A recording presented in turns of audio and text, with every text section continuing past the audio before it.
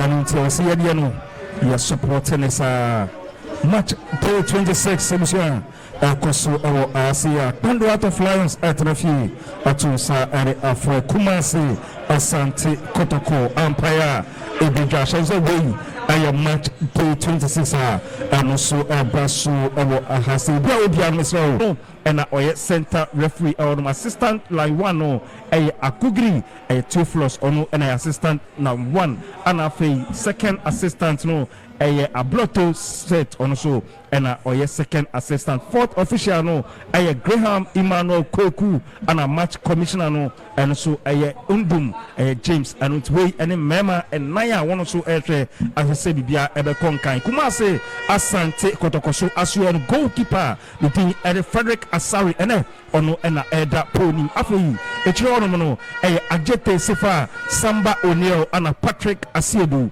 in fifin Abranti and Joseph Amwa Sasu and Justice Blay intim menu Peter Amidu Aqua and enimno entry and afei so Kwame Opokuwei and Mema Duba Kwamso Ejinimu RSA Bia Ebekoye Adiama Kumase Asante Kotoko Boboko Nom coach no Dr. Prosper Ogum Nete Nyama Ekoye Ere Ama Pape Esanse Ghana Premier League table no ono ena Kobia Asante Ekamo Kobia Nacho so far so good Ghana Premier League match day 26 what expectation game yeah, Masho, Yenina Yeshe nim say game way a game back one Suye pa a game one Ewosro whenever because there is a history behind Kotoko and Pando Heart of Lions game.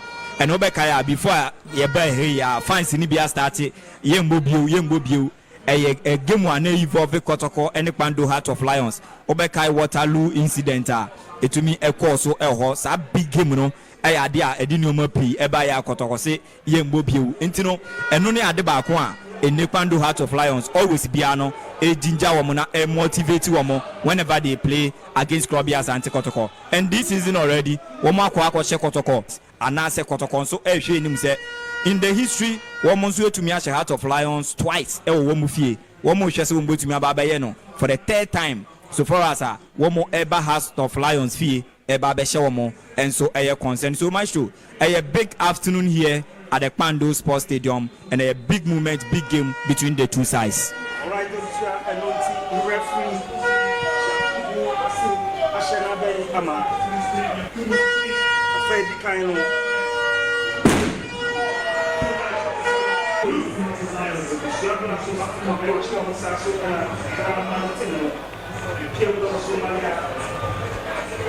Prospanate Ugum Kumasi Asante Kotoko head coach.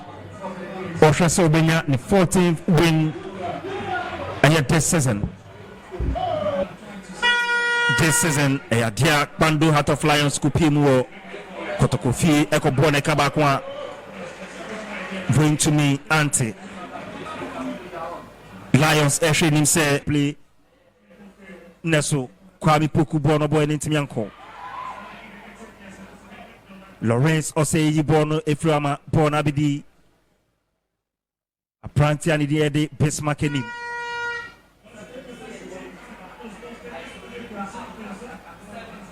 Yemo away there 11 games we win miensa a draw enum elusu miensa.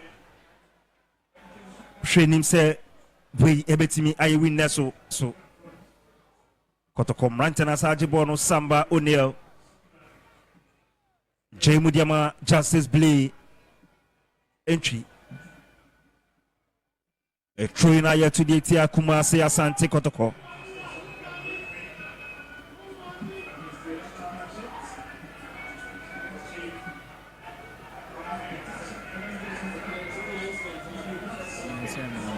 and never tried for now Papa Krobia Onaba and coach Bashe Hayford.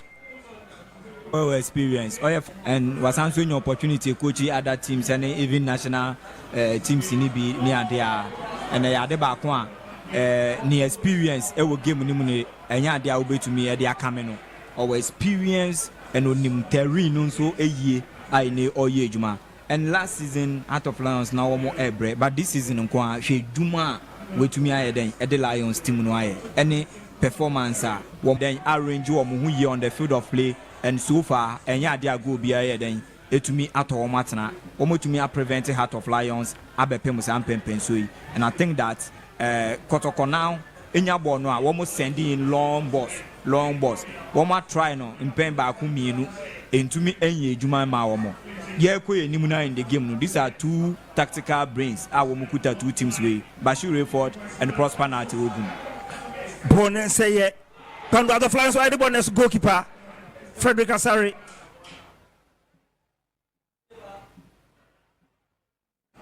and then Lions in Rantani Bobby Bebusia main Canada Impon. Beautiful play. Jemudiama Ishmelado. Still Pando Heart of Lions in Rantani Tresse Ometmenya Goedi Kana. Peja Bonisim. Nesu Watribaku. Peja Bonu Nesu Boni Frionum. Samba O'Neill. Bomi Antoine Tranke be den say Frederick Asare ebenya nensa ede nensa betumi aye den aka ball na prevent it. Kumasi Asante Kotoko Mata Peja Boni Tepasu. A goal kick. Sasheni Bium. Emmanuel entry. No, and the Yajumania Peja Bono na Kwame Poku.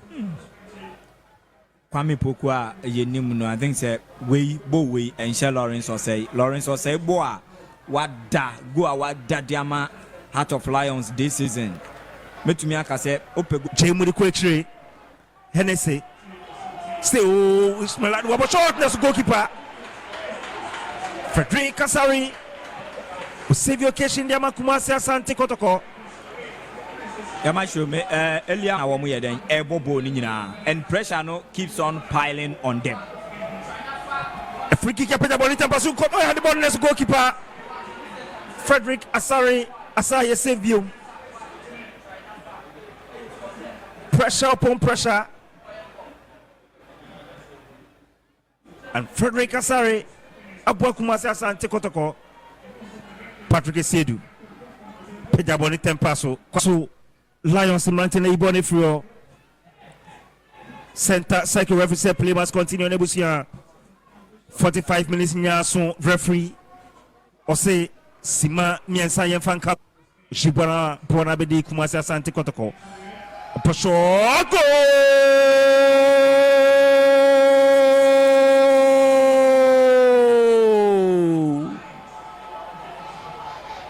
go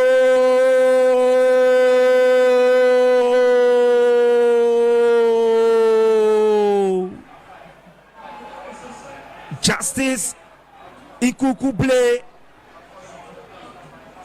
Justice Inkukuble. Washego Edika Indiama Kumasi Asante Kotoko. Justice Inkukuble. A very beautiful goal by our standard.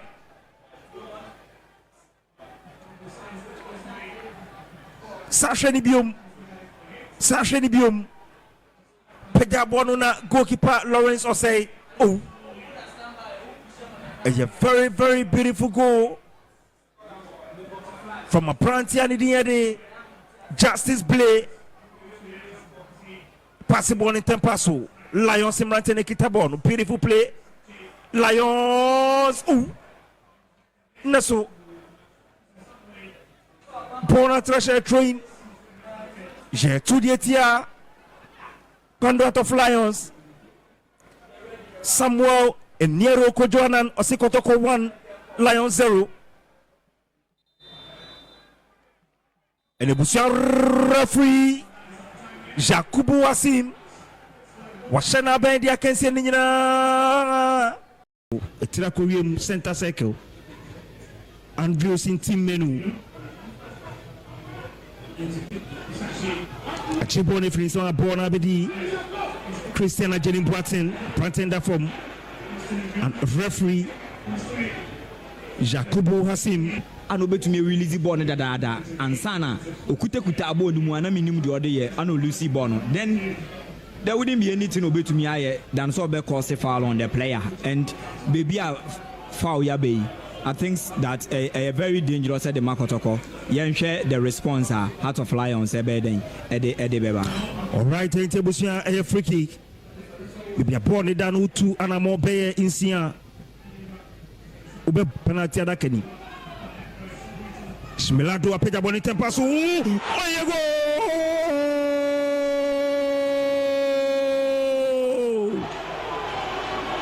There you go!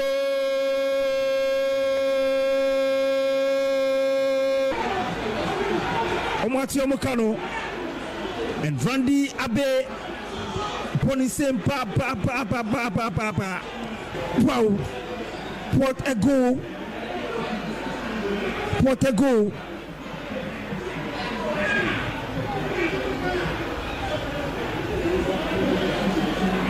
Shenibium Ismelado Pejabonona a print idea ni Fauzi Ali second half year no bim Krobia. Yeah, my show Obe Kaibra na Chi Efri Muama Papa Yaya Abemu Erema Kumasi Asante Kotoko. And a beautiful play from Abet Amwaneso Sayen Kanshano Krobia. A very good player, very good striker, and you know our first round of the season. And San Obabi Prayer look at that, and had it not been that, and a different thing altogether. Where Oyadi for that block. Kumasi Asante Kotoko Mrantene Kitabono. Bona Bedi Justice play. Jemudiama Michael Sifa, the Pona Coche. I also Mrantana Sajibono. Ishmelado Jemudiama Ninya.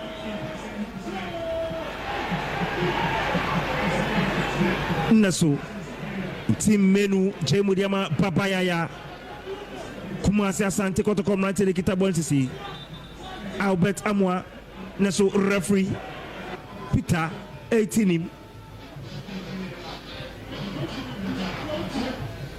Naso Ajibole Finisa Mishmel Ado Kujombe Junior Jemudiama Infinity Sunny ball him 10 pass on the shredder or say Pidabone Tempaso Neso a trainer yet to the Etia Kumasi Asante Kotoko Mrantana club one day free Bismarck aiming beautiful play Bismarck a Pantana for referee play on Kumasi Asante Kotoko Mrantana Jiboneso passing it to me and come a born abedi Ishmael Adu Uchemu di ko mfifina koma Kwansa Jemu diama Ebenezer Aban send mu tempa so let's go keep IPO referee Ose Famboy Muntia Kojo Obin Jr.